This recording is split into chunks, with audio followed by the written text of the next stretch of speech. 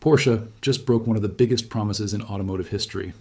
And it's about to change how every car company thinks about the future. The luxury brand that swore 80% of its cars would be electric by 2030 just quietly walked away from that goal. And what they're doing instead reveals a harsh truth that the entire industry doesn't want to admit. But before we dive into what's really happening behind the scenes at this iconic German manufacturer, you need to understand how we got here in the first place. Back in 2022, Porsche made headlines around the world. CEO Oliver Blume stood in front of cameras and made what seemed like one of the most ambitious announcements in automotive history. He promised that by 2030, more than 80% of all newly sold Porsche vehicles would be fully electric. Not hybrids, not plug-in hybrids, fully electric. At the time, this wasn't just a bold statement for Porsche. This was one of the most aggressive electrification targets announced by any luxury automaker on the planet. They weren't playing around. The company that built its empire on the sound of roaring gasoline engines was essentially saying that within a single decade, they would transform themselves into an electric vehicle manufacturer. And everyone believed them. Analysts nodded approvingly. Investors saw it as a sign that Porsche was ready for the future. Environmental advocates praised the commitment, and Porsche's competitors took notice, knowing they had to match this ambition or risk falling behind in what everyone believed would be an inevitable shift toward electric power. The plan seemed solid. Porsche wasn't just making empty promises. They already had the Taycan, their flagship electric sports car that had proven you could build an exciting, high-performance electric vehicle that people actually wanted to buy. They had plans for an electric Macan SUV. They were working on an all-electric version of the legendary 718 Boxster and Cayman. In their vision, only the iconic 911 would remain as a combustion engine car, at least through the 2030s. Everything else would go electric. It was a clean narrative. It was a bold commitment. It seemed inevitable. But then something unexpected happened. The market didn't behave the way Porsche and virtually every other automaker expected it to behave. What seemed certain started to crack. What looked inevitable started to look impossible. And by 2024, barely 2 years after making their 80% promise, Porsche had to make a decision that would fundamentally reshape their future and send shockwaves through the entire automotive industry. In July of 2024, Porsche quietly announced that they were scaling back their EV targets. The CEO acknowledged what their internal data was telling them. The transition to electric cars was taking much longer than anyone had anticipated just 5 years earlier. And more importantly, they were no longer confident they could hit that 80% goal by 2030. This wasn't a minor adjustment. This was a complete reversal of strategy. This was Porsche admitting that one of the most ambitious plans in automotive history was no longer realistic. Now here's what makes this announcement so significant. Porsche didn't just pull back on their electrification plans, they fundamentally rethought their entire vision for the company's future. Instead of racing toward an all-electric future, they pivoted to what they started calling a mixed strategy. A dual approach. They would continue developing and selling electric vehicles, but they would also massively expand their commitment to hybrid technology and continue producing traditional gasoline engines for their most popular models. More specifically, they announced that combustion engine versions of vehicles, like the Panamera and the Cayenne, would coexist with their electric counterparts well into the 2030s. They weren't phasing out gas engines anymore. They were embracing them. They were committing to them. They were planning to build them for years to come. Let's think about what this means. The Cayenne is one of Porsche's biggest sellers, accounting for massive volumes of their annual production. The Panamera is their flagship sedan. These aren't niche models. These are the bread and butter of Porsche's global sales. And Porsche was essentially saying that these vehicles would remain available with traditional gasoline engines for at least another decade, possibly longer. They were even planning to launch the next generation of the ICE-powered Cayenne with fresh designs and new technology. This wasn't a slow fade into obscurity for combustion engines. This was a recommitment. But the strategy shift went even deeper than that. As details emerged about Porsche's new plans, it became clear that they were even reconsidering some of their already committed electric vehicle programs. The next generation 718 Boxster and Cayman had been engineered from the ground up as pure electric vehicles. The specifications had been finalized. The engineering was locked in. But now Porsche was investigating whether they could somehow retrofit hybrid powertrains into these cars, essentially reverse engineering vehicles that were designed to be electric to accept combustion engines. It was a Herculean undertaking. It would cost enormous amounts of money. But they were apparently willing to consider it because the market had shifted so dramatically. So what changed? Why did the automotive industry's most confident electrification prediction fall apart so quickly? The answer is actually quite complex, and it involves a combination of factors that caught virtually every major automaker by surprise. First, there's the simple reality of consumer demand. Despite predictions that electric vehicles would take over the market almost overnight, the actual adoption rate has been much slower than anticipated. Yes, EV sales are growing, but they're growing far more gradually than anyone expected. In Porsche's case, they've seen stronger demand for the gas-powered 718 models as people rush to buy them before production ends.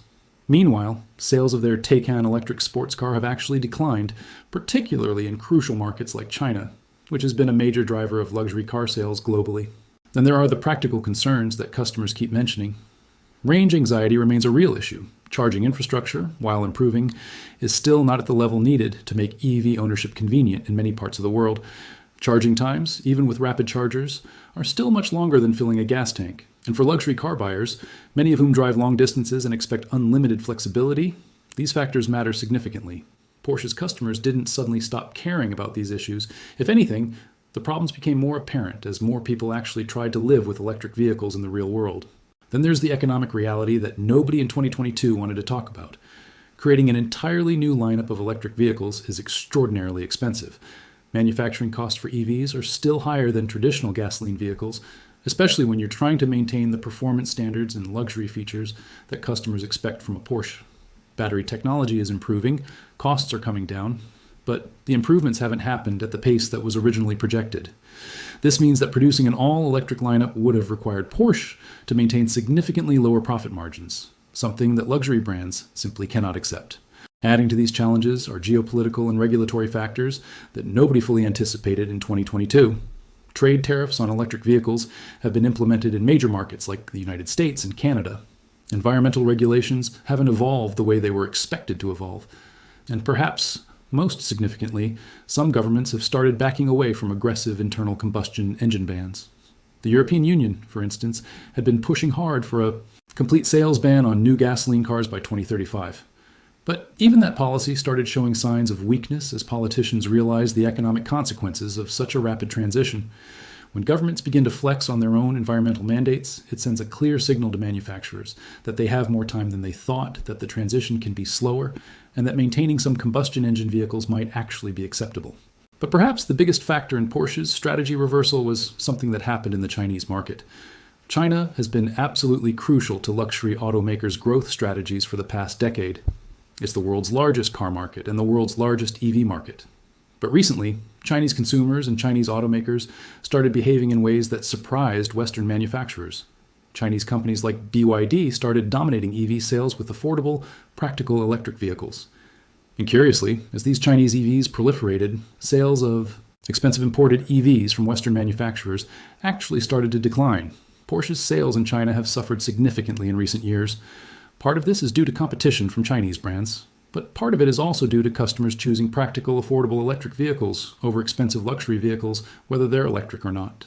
When Porsche CEO Oliver Blume spoke at the annual shareholder meeting in 2025, he didn't mince words about what had happened. He said directly that Porsche had been a step ahead of market developments. They had anticipated the transition would happen faster than it actually did. They had overestimated how quickly customers would adopt electric vehicles. They had underestimated how much customers still valued the familiarity and convenience of traditional engines. In other words, Porsche had made a massive miscalculation about the future, and they were now correcting course. What's particularly fascinating about this situation is that Porsche isn't alone in this strategic reversal. Mercedes-Benz, one of the world's most prestigious automotive brands, had also committed to becoming a fully electric manufacturer by 2030. They even said they would be a completely electric brand. But in February of 2024, Mercedes quietly announced that they now expect to sell gasoline-powered cars well beyond 2030. They had completely abandoned their previous timeline. Cadillac, the American luxury brand owned by General Motors, had committed to being fully electric by 2030. In May of 2024, they admitted that they would likely still be selling gas-powered cars beyond that date. So this isn't just about Porsche, this is a pattern. This is a systematic recalibration across the entire global automotive industry. Companies that made these aggressive electrification commitments just a few years ago are now admitting those commitments were based on faulty assumptions. They misjudged the market. They misjudged consumer behavior. They misjudged the pace of technological change. And now they're all scrambling to adjust their strategies accordingly. The implications of this shift are enormous. First, it means that gasoline-powered luxury vehicles are going to remain a significant part of the automotive market for much longer than anyone predicted. Porsche is planning to invest in new generations of gas-powered engines. They're going to refresh and redesign their combustion engine lineup. These aren't vehicles that are being phased out. They're being reinvested in. This extends the life of internal combustion engine technology in the luxury market by years, possibly even by decades. Second, it validates hybrid technology in a way that wasn't expected. Porsche is now saying that plug-in hybrids will be an important part of their strategy going forward. These vehicles offer a compromise between traditional engines and full electrification. They give customers the flexibility to drive on electric power for short trips, which covers the majority of daily driving for most people, while maintaining access to a traditional engine for longer journeys. For luxury customers who value flexibility and range, hybrids make a lot of sense. And now that Porsche is recommitting to this technology, expect other manufacturers to do the same. Third, this shift has profound implications for the broader energy and environmental landscape. When companies were promising rapid electrification, the story was simple. We're moving to electric cars, we're reducing tailpipe emissions, we're fixing climate change through automotive electrification. But now that we're sticking with traditional engines longer, the environmental narrative becomes much more complicated. We're going to have a mixed fleet. We're going to have traditional gasoline cars, hybrids, and electric vehicles all existing simultaneously for the foreseeable future. This means that the transition to a lower carbon transportation system will be much slower and more gradual than anyone expected. Looking at the hard numbers from 2026 reveals just how dramatic this shift really is. In the first half of 2026 alone, Porsche delivered 122,306 vehicles worldwide, which represents a 16% decline from the previous year. In the United States, they delivered 33,012 vehicles in the first half of 2026. Meanwhile, electric vehicles accounted for just 22.2% of Porsche's total sales in 2025. If they were on track for 80% by 2030, they would need to increase EV sales by more than 3 times their current rate every single year for the next 4 years. That's mathematically unrealistic at this point. The Cayenne SUV remains Porsche's best-selling model line, with 38,141 deliveries in the first half of 2026. The electric version of the Cayenne just started rolling out, so it will take time for EV sales of this model to ramp up. Meanwhile, the Macan SUV led overall volume with 6,079 units sold. Porsche is planning a next-generation electric Macan, but not a next-generation electric version of every vehicle. Some models will simply continue with gas engines and hybrid options. What's particularly telling is how Porsche has structured their new strategy. They've essentially given themselves permission to build vehicles in whatever powertrain configuration makes financial sense. If customers want a gas-powered Cayenne, Porsche will build one. If they want a hybrid Panamera, Porsche will build one. If they want an electric Macan, Porsche will build one. The company is no longer trying to push customers toward electrification. Instead, they're following customer demand, which has proven to be far more balanced between different powertrain types than anyone predicted. This approach also has some interesting implications for Porsche's partnership with Audi, which is a fellow luxury brand owned by the Volkswagen Group. Both companies are now discussing co-development of future combustion engine vehicles. This suggests that the Volkswagen Group as a whole has realized that internal combustion engines are going to be a significant part of their business for the foreseeable future, and they want to manage costs by sharing platform development across multiple brands. This is a massive shift from the previous strategy, where each brand was supposed to be accelerating toward electrification independently. CEO Matthias Becker has been very clear about Porsche's priorities going forward. He's mentioned that the company will focus on value over volume. Instead of trying to maximize sales numbers by producing as many vehicles as possible, Porsche wants to ensure that they're making money on every vehicle they sell. This means they're not in a rush to hit production targets. They're not desperate to phase out gas engines. They're not under pressure to hit arbitrary electrification percentages. They can take their time and let the market guide their decisions. The strategy. 2035, which Porsche will be unveiling at upcoming Capital Markets Day presentations, is expected to reflect this more balanced approach to future vehicle development. Instead of the aggressive electrification timeline they previously committed to, Strategy 2035 will probably outline a long-term vision where Porsche continues to offer a diverse range of powertrains, with electric vehicles as an important option rather than the inevitable future. Now, let's talk about what this means for you as a consumer. If you're thinking about buying a luxury car in the next few years, this is actually good news. It means you're going to have more options, not fewer. You can choose a gas-powered sports car if you love the traditional driving experience. You can choose a hybrid if you want some of the efficiency benefits of electric power without the range limitations.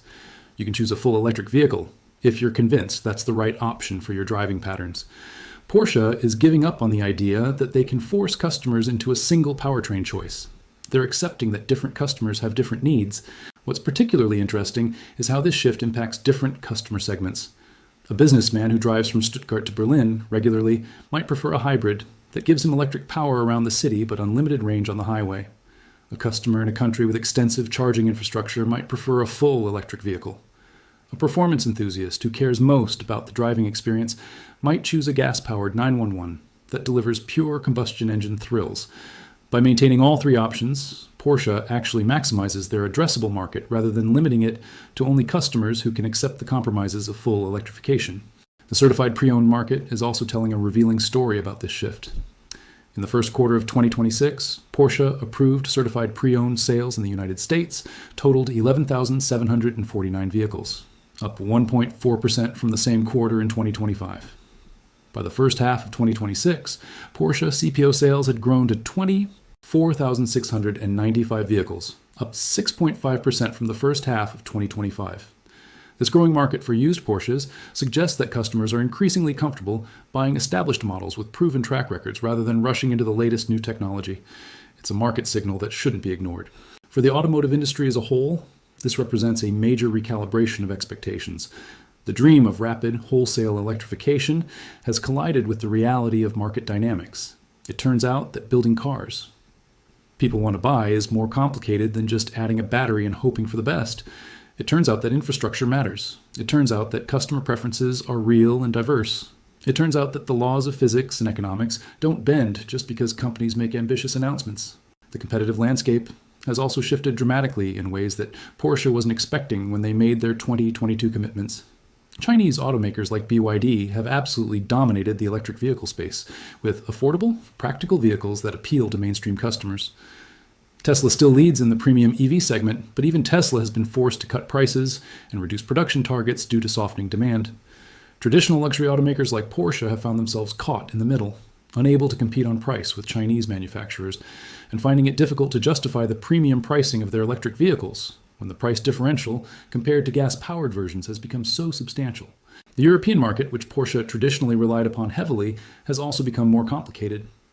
While Europe remains a strong market for premium vehicles, the push toward electrification has been less enthusiastic than policymakers expected. This is partly because electricity in Europe is often generated from renewable sources, making the environmental benefits of switching to electric vehicles less clear-cut in some regions.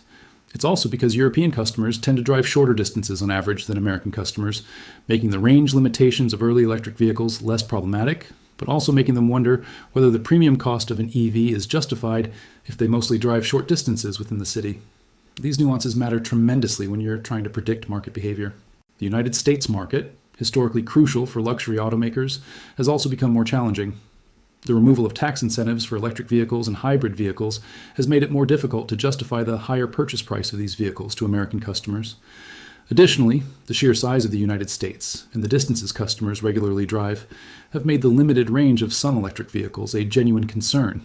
A customer in Tijuana, Texas might need to drive 300 miles to visit family. They need to know their vehicle can make that trip without stopping for hours to charge. For these practical reasons, many American luxury customers have remained skeptical of full electrification, preferring instead the flexibility of hybrid powertrains.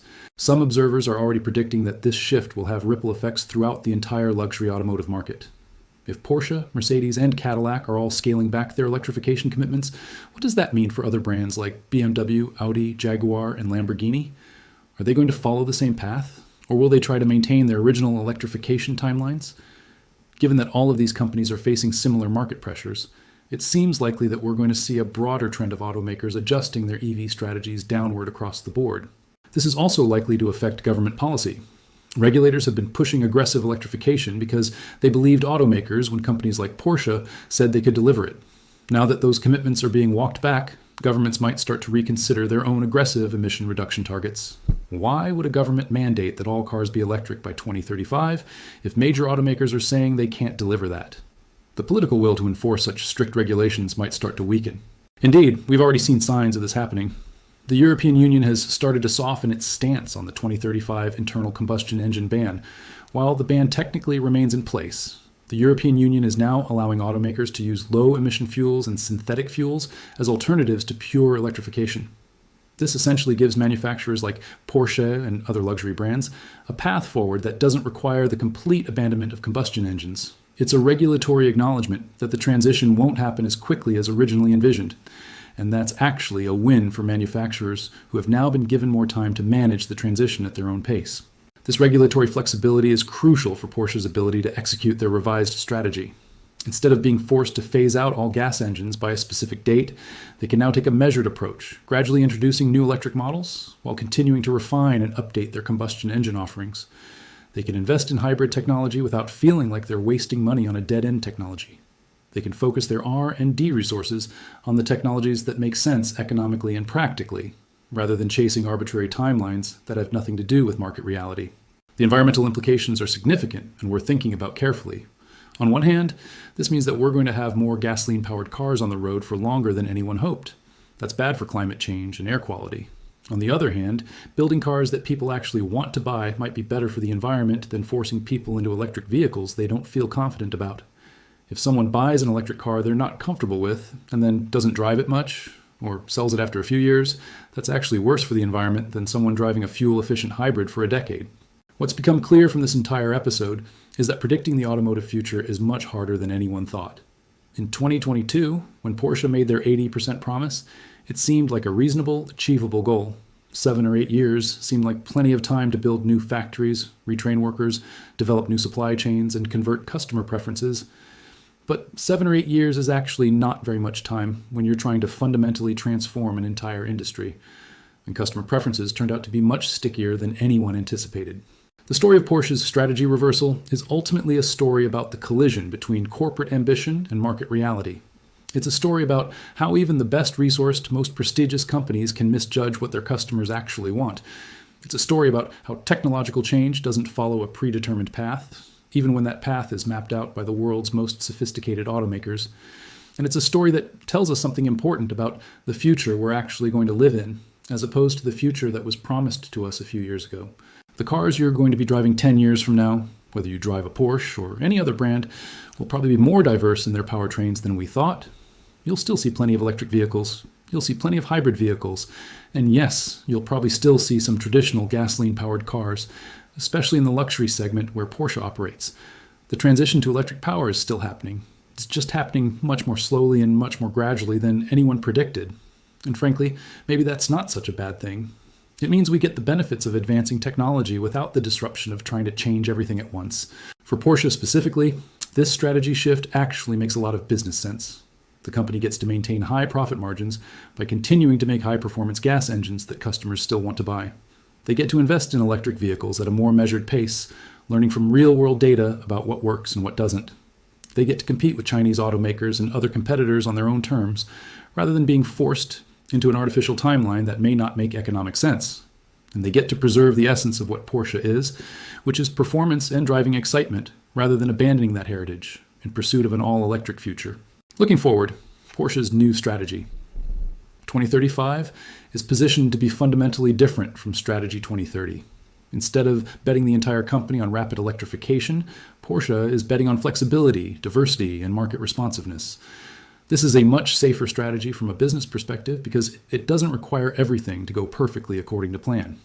If electric adoption accelerates faster than expected, Porsche can increase EV production. If it stalls, they can continue making successful gas-powered vehicles. If hybrid technology proves to be the preferred solution for most customers, Porsche is positioned to dominate that segment. The company is no longer making binary bets about the future. They're hedging their bets and covering multiple scenarios simultaneously. This is ultimately the real story behind Porsche's strategy reversal. It's not a story of failure or broken promises, even though that's how it might seem on the surface. It's a story of a company that made educated guesses about the future, watched those guesses get proven wrong by market reality, and then had the flexibility to adjust course. The companies that will succeed in the coming decade are probably going to be the ones that can adapt to reality as it actually unfolds, rather than the ones that rigidly commit to predictions that turn out to be wrong. Porsche has shown that they can adapt. Now we get to see whether that adaptive strategy actually works in practice, and whether other automakers will have the wisdom to follow their example.